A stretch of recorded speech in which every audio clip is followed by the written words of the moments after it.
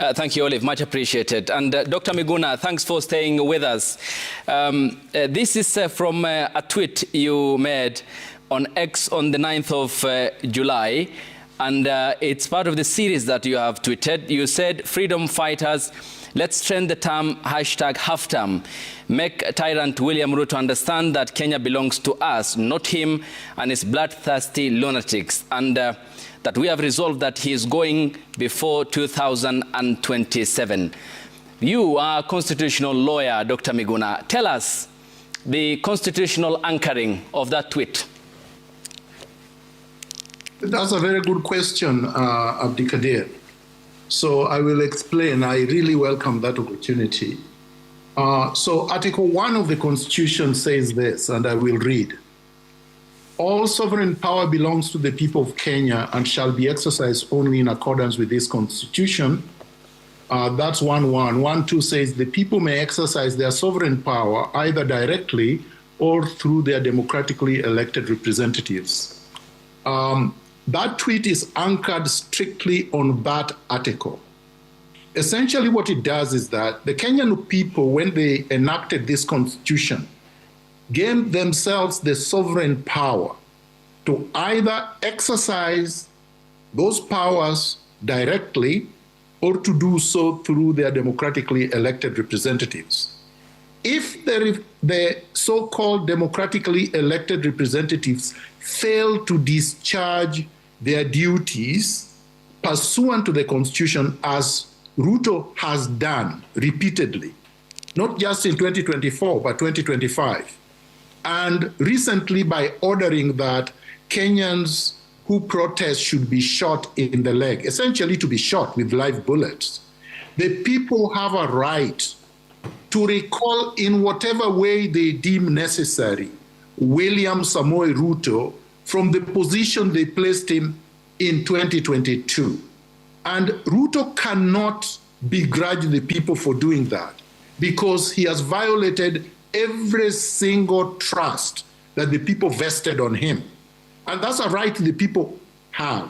In fact, one of the beautiful things that I watched recently on social media is the young man from Kisumu who said, the people shall mandatory.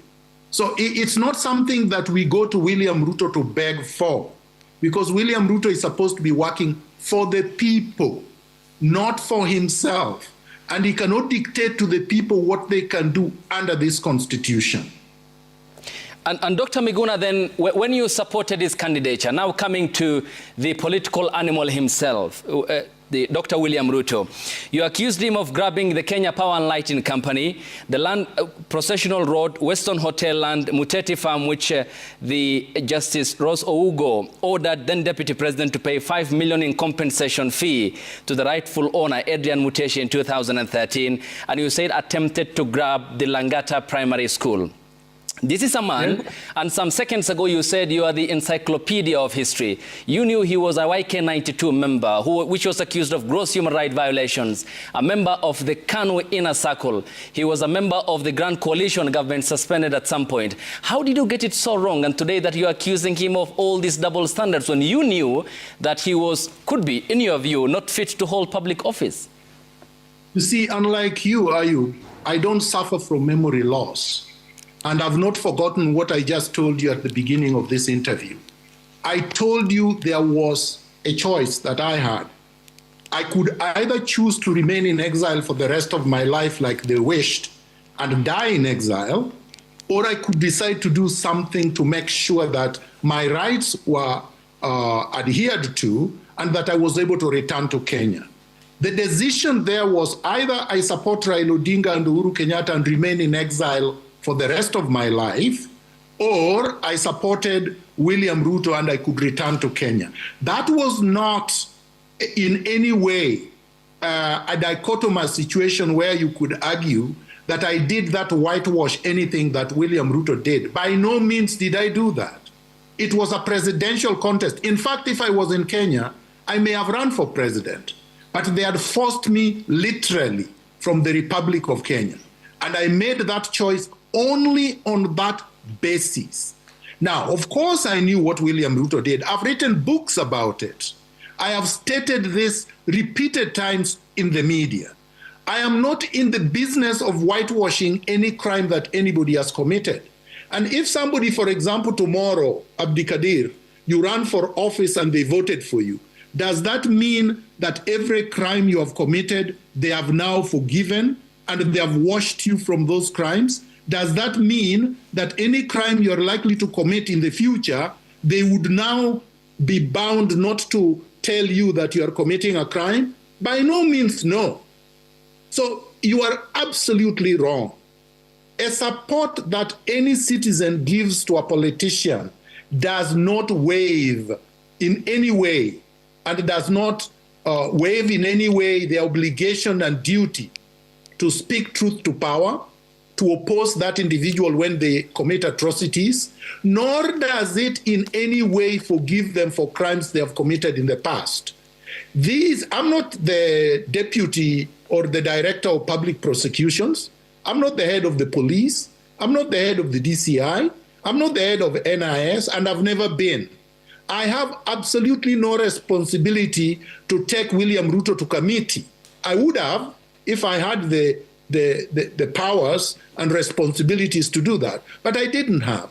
So I don't understand your question, because you are implying that by voting, I somehow, in some contortion, forgave William Ruto for everything that he has done. How come you have never asked that question to, let's say, Rigathi Gachagua? He was with William Ruto. Nobody has asked him that question. How come you've never asked this question of all the people? Say, for example, Githongo. He supported Raila Odinga, even Raila Odinga has done so many other things. That question, this question is only placed on Miguna's feet.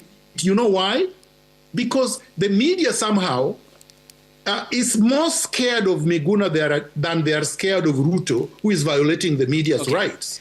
But I'll deal with it. And I'm dealing with it. Yeah, so Dr. Miguna, it's good. Then we are sticking to the issues. So let's deal with the issues, because your argument is then that the violations of your rights and what was committed then, knowing the history of the man you supported, had clearly outweighed the general public good of what he was accused of, including his public record. To this question, just to this question, allow me to proceed, Dr. Miguna. And then you hailed his speech, which he delivered on the 30th of June 2022, and you said it went far beyond one of the best and laid down his manifesto. He talked about, you say, he, William Ruto, about everything that I, Miguna, have been saying since 1987, and that is why I hail his speech. You meant his manifesto. Only 14 of the 281 pledges made in that document has been implemented. I mean, it seems then, even if you knew him, you just got it so wrong, Dr. Miguna. No, Ayub, you are wrong. And in fact, I would have appreciated if you actually showed my the tweet that you're reading from. Because number one, you are reading a tweet in June 2022. William Ruto had not become president. No, he launched his manifesto. The point I'm making, Dr. Miguna, is to be clear. When he mentioned... Can I answer the question? And allow me to be clear, Dr. Miguna. Allow me to be clear so that you get the question right and you don't... I got your question. Yeah, I got your question. Allow me to point out this. When he launched his manifesto is when you hailed this, and you said he talked about everything that I've stood for since 1987. In that document called the plan, only 14 of the 281 pledges have been met, which is more than 90% haven't been. So, Daktari, how did you get it so wrong, despite knowing the man William Ruto? Abdikadir, you are the character that Voltaire was talking about with respect to distortions. As I was saying before you rudely interrupted me, you are reading from something you have refused to display for the public. You know why you are hiding it? Because you know you are wrong. You are referring to something that was tweeted in June 2022, before the elections. So when William Ruto launched his campaign and his manifesto, the manifesto was good. Nobody can say the manifesto was bad. And so if I praise a manifesto that is published and which is actually positive, I am being correct. Show me any part of that manifesto that I said was good that was not good. Now, when you move now 3 years later, which is where you are doing your contortions, when now you come to 2025, 3.5 years later, and William Ruto has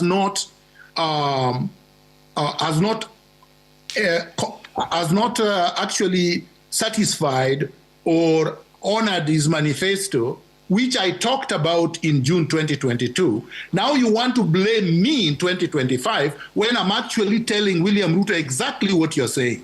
I'm saying, William Ruto, you have betrayed the people. You have not honored your manifesto. You're abusing the people. I, as MIGUNA, a citizen of the Republic of Kenya, with sovereign right, want you to get out of the way, get out of power, because you have betrayed the people. I'm saying that in 2025. I said that in 2023. I said that in 2024. You, Ayub Abdikadir, have never said that. You did. You have never said that. You have never ever said that. You did, Dr. Ari. It's verbatim, word-for-word transcription I'm reading to you, which was reported by Citizen Digital a day after you posted the tweets. I want you to show the tweet that it was in 2025, that it was in 2024, that it was in 2023. It was not in any of these times. You are talking before the election, and that's why I call you a contortionist.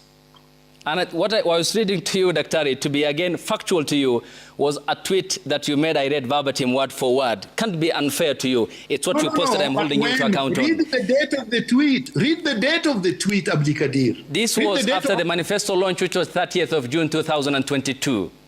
2022, before the election, and that's exactly what I'm saying. And essentially, no, Abdikadir. So somebody launches a manifesto today.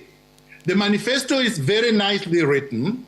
The manifesto addresses issues that I support. I should not say that the manifesto is positive when it is. And then now you are asking, after the man has betrayed his manifesto 3.5 years later, and you are trying to conflate the issues. You can't get that through me. That is a contortion. Not, sir, Dr. MIGUNA. The point is then how you failed to read through what was launched then and scan it. I mean, you will have done an audit of it. Are you God? Could you have foretold that William Ruto was going to kill people in 2025 or 2024? Like, you have to be completely ridiculous to have said that if you read the manifesto in June 2022, you would have read through the manifesto that Ruto was not going to implement even 15%. Like, that's the most ridiculous statement that anybody has ever made to me from the media in my lifetime. Certainly, Dr. MIGUNA, no one is God, and no one neither between me and you has the prophetic skill to tell what will happen next. On to the next question. So what's the alternative? What's your view of the opposition? And Rigathi Gachagua and Martha Karua are in the United States of America. And how is this going to impact local politics here? You see, I have been very consistent, Ayub, and I was consistent before. I think you are much younger than me, so you would not have been around. In 1987, when I became politically active, I always believed that Kenya is a defective state, structurally defective, institutionally defective, culturally defective. That the neocolonial state needs to be restructured by first being overhauled, then being transformed. And when you do that, you would get rid of all the legacies, the colonial legacies on which this faulty foundation was built. So when you see the police abusing citizens, that's exactly what they were supposed to do when this colonial experiment was established. They were not. The state was not created, the Kenyan state was not created to respect and treat Kenyans with dignity. It was created to extract raw resources from Kenya, to be able to exploit the labor, and to be able to treat Kenyans as slaves. That's why the state was created. And we've never been able to transform that state. My idea is that we need to do that. We need to overhaul the existing rotten structure before we can transform it. And William Ruto cannot do that. And any of these characters you are mentioning cannot do that. I was at the university with Rigathi Gachagua in 1987, even though he was ahead of me. I believe he was ahead of me 2 years. Rigathi Gachagua does not represent transformation, can never transform anything. Rigathi Gachagua is William Ruto, basically, because he supported Daniel Arap Moi's one-party state. Okay? He supported it in 1987 when many of us were campaigning against it. He supported that throughout his life, and he's still supporting that. That's why he's with Matiang'i. Anybody who is working with Matiang'i in one group, there is absolutely nothing that they can do to change the political structural environment that I'm talking about. So his only grievance is that William Ruto kicked him out of government, not because the system is bad. Many of these people do not want to adhere and implement the Bill of Rights. Adhere to the Bill of Rights and implement the Bill of Rights. Many of these people do not care about defying court orders. Many of these people do not really care about looting, because if you actually audit their wealth, they would not be able to explain how with their meager salaries, they became billionaires in dollar terms. So the so-called opposition is a joke, the same way that Ruto is a joke. I believe in revolution. I believe in the structural transformation of Kenya. And that's what I believe the revolutionary Gen Zs have been working at. And that's what I support. I don't support the jokers. Okay. And last year, the Kenyan Gen Z led protests that called for good governance, and Clarion called for a good response to some of the core issues that they have raised. What's your view of Kenya's youth standing up to the country's political elite? They're doing a marvelous historical job. You see, the youth is the motor of change historically. Whether you go to the French Revolution, whether you go to the Russian Revolution, whether you go to the Cuban Revolution, whether you go to any other revolution, the most recent being the Burkina Faso revolution that is being led by Captain Traore. The youth is the bulwark of that movement that would eventually transform this system that I'm talking about. They are the majority. They are the ones that are most repressed and oppressed. They are the ones that are most exploited. They are the most unemployed. They are the most in terms of being homeless. So they feel the pain of the independence betrayal than any other group of people.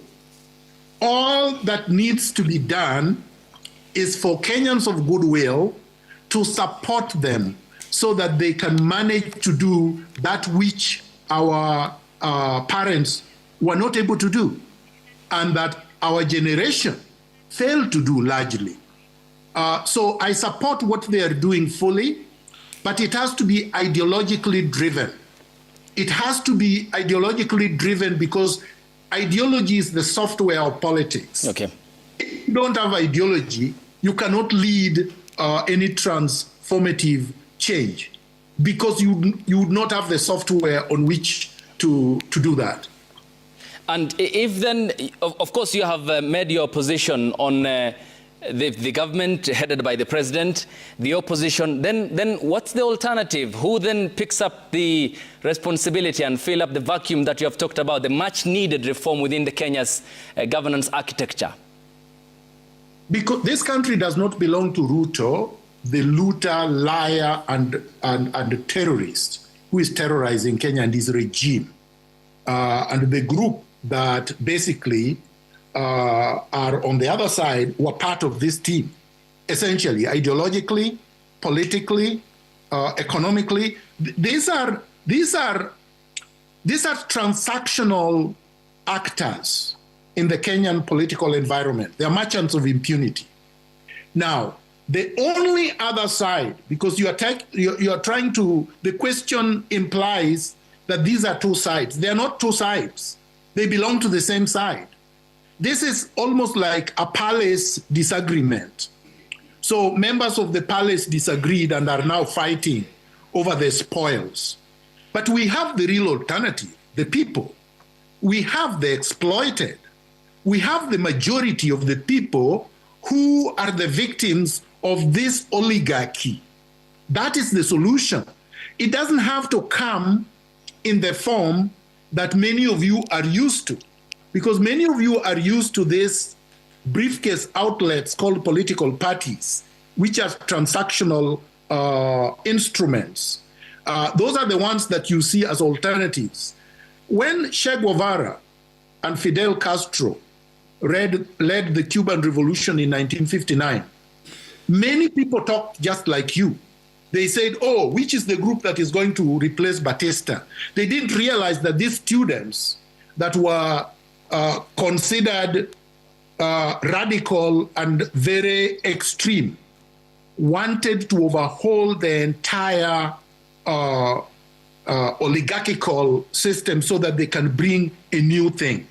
That is what the youth in Kenya, that's why they call themselves tribeless, organic, and they are also saying leaderless. Okay. Leaderless because if they were to announce who their leaders were or are, the state, this transactional state, will either kill those leaders or they will bribe them. Okay. That is why they crafted Raila Odinga to come forward, the conman, so that he can pretend that he's going to lead a dialogue or some kind of choreographed nonsense for purposes of usurping the power of the people. So I have my faith in the Gen Zs.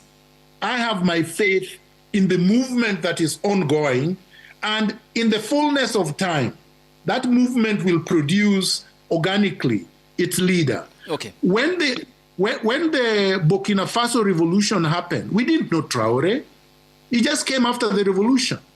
So revolutions will produce their leaders organically. All right. And Dr. MIGUNA, before we run through the list that I'll be seeking your views on, you have talked about it being a natural movement, an organic revolution. At what point then are you going to be flying back from Ontario to join this revolution on the ground? Abdikadir, I was in Kenya last year, and you didn't invite me for an interview. I was also in Kenya in 2022. I was in Kenya in 2022 5 times. I was in Kenya in 2023 5 times. I was in Kenya in 2024 4 times. So, but the reality is this. When you are cut out of your country for a very long time, you are pushed into exile and locked out there. As a person who has good credentials, good training, and good work ethic, you set out yourself to survive, to be able to take care of your family and to be able to take care of yourself.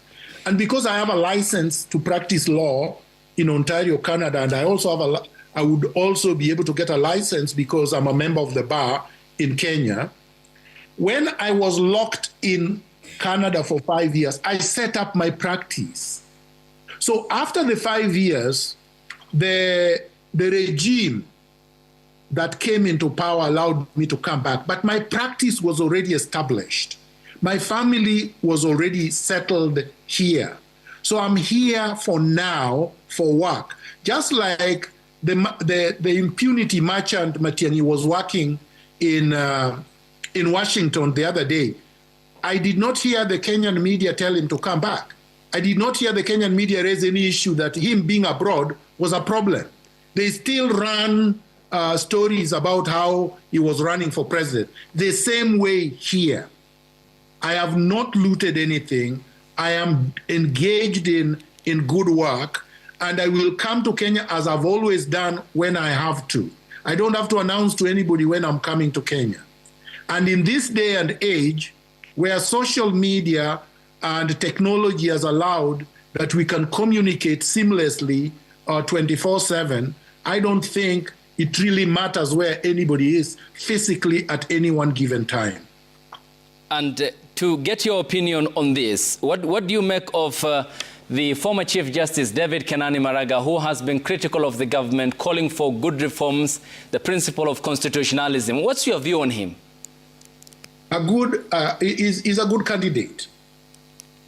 He represents a break from the past. He's definitely, he's not one of the oligarchs, but to the extent that he has not unveiled his manifesto. I have not spoken with him. I cannot say anything beyond that.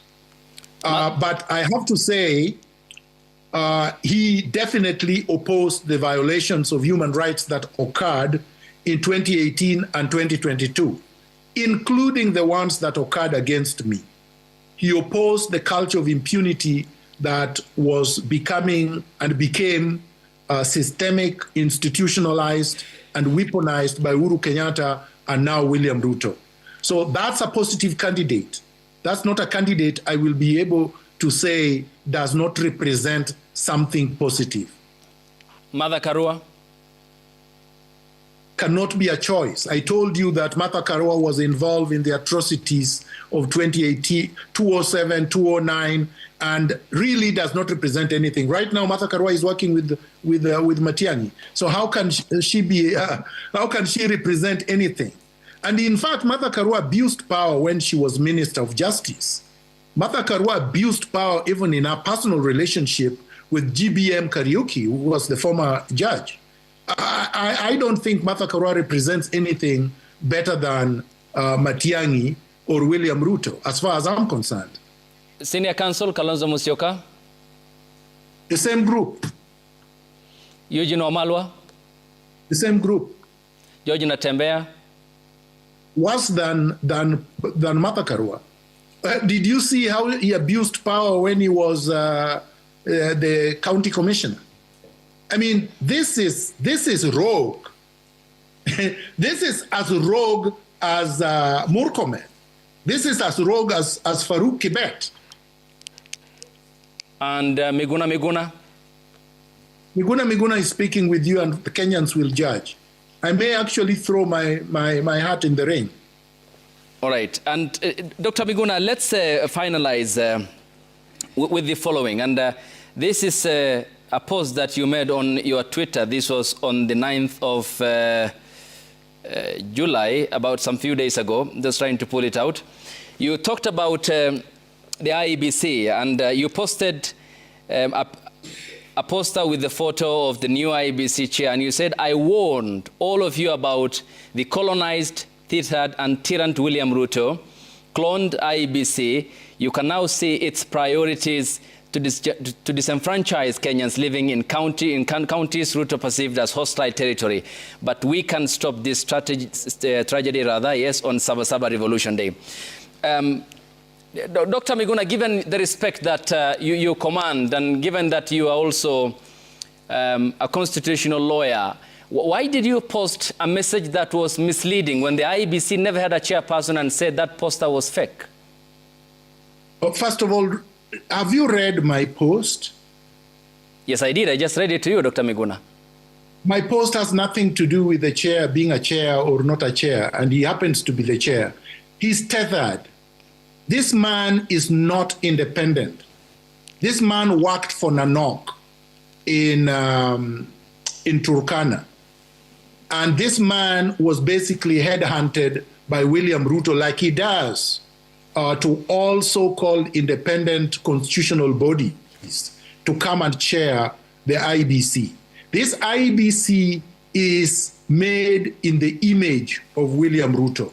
And anybody who expects this cloned IEBC to preside over credible and fair, credible, and transparent elections is in some dreamland. I want people to come to reality. I warned the country against Kivuitu, and it came to pass. I warned the country against Isaka San, and it came to pass. I warned the country against Chebukati at the very beginning, and it came to pass.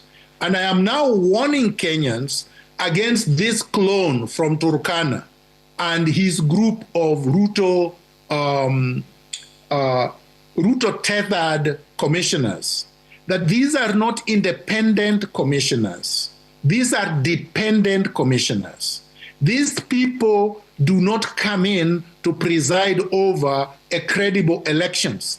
They are coming in as coronation choir for William Ruto.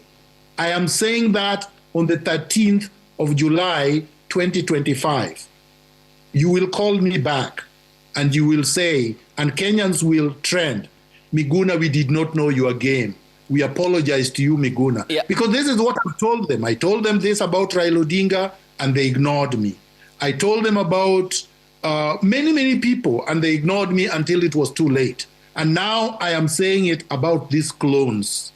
And Dr. Miguna, the point is you have explained your tweet. So let me ask you about the poster, because you posted a poster that had said the following, which quoted Erastus Edung Ethekon, who apparently in that poster said, we will remove over 2 million ghost voters from the register before the elections in 2027. Kiambu County has the largest concentration of ghost voters, followed by Meru, Nairobi, and Nyeri. You, without scrutiny and clarification, sought to tweet that poster, and it turned out to have been fake that you post. Well, first of all, Abdul Kadir, I don't know about fakeness. I don't think you are a forensic examiner and you have actually produced any evidence that that post was fake. Number two, I am not myself a forensic examiner and did not say anything about the poster and have not said whether it was fake or not. I found it in the social media. I thought and believed that it was genuine, and I have not seen any evidence that it isn't. Just because somebody renounces something does not mean, especially these people who are brought in by William Ruto, I will not put anything past them. They just killed Albert Ojwang and lied and lied and lied about how other inmates killed Albert Ojwang, how he committed suicide. You still trust this group of clones? I don't. So until I see credible material evidence that the post was fake, I have no comment. And you ought to have, clarified, is it, and sought further information, because the IEBC had no chairperson at the time. From whom? The IEBC had a chairperson who had been selected by... They were sworn in. He never took office. So for you, somebody is not chair until he's sworn in? So the point is, why did it then flag it as fake? I'm asking you, did you believe that this man was chair? He had been selected as a chair. He had not been sworn in. Dr. Miguna, I am the source of the questions. You are the source of the answers. No. That's a rhetorical question. It isn't. It's clear, Dr. Miguna. I can ask you, no, there is something called freedom of expression. I express myself the way I want, not the way you want, Abdikadir. And I'm trying to tell you that you are not a forensic examiner. You have not produced a forensic report. You have not tabled forensic evidence to contradict what I am saying. And for that matter, there is no reason why yours should be the truth and mine not the truth. The truth is the truth is it came from the IEBC, Dr. Miguna. I really don't care about the so-called IEBC. I've already told you I don't trust them. And you trusted the IEBC conducted free and fair elections that William Ruto won in 2022? No, I did not say I trusted them. No, you just said you're just contradicting yourself, Dr. Miguna. No, when did I say I trusted them? Well, you said you never trusted Isaac Hassan, you never trusted Samuel Kiviutu, you never trusted Wafula Chebukati, but Chebukati presided over the elections in 2022, which you billed as free, and you said the current president won fair and square. I never said the elections were free. I have never said that. I just said he won. That's my opinion. I'm entitled to my opinion. I believe that he won. I'm not saying I'm right. I've not discounted anything anybody else has said if I believe they were talking the truth. But I am an independent discerner of information. I analyze facts and I decide whether I believe this is true or not. Okay. And unless somebody can bring me evidence to show that I said something which was false, it remains what it is. So, Dr. Miguna, according to you, the president won, and you have said that it's on record. I have the wordings of your statement. But who conducted the elections that William Ruto won? The election was conducted by the IBC, not one individual. So then how have you discredited the posting it made that it was fake, what you posted on your tweet on the 9th of July? I don't understand your question. My question is clear, Daktari. No, I don't understand it. Okay, at what point you said that you have no trust in the IEBC, at one point you say you haven't. So one final question then. And I said this IBC is a clone of William Ruto. Show me it is not. So you have given us a historical representation, ideally, of since 2007, when the late Samuel Kiviutu presided over the elections in 2007. We are coming to a conclusion here, Daktari, and you have said that at the moment your practice is in Ontario, given the 5 years that you have been exiled from the country.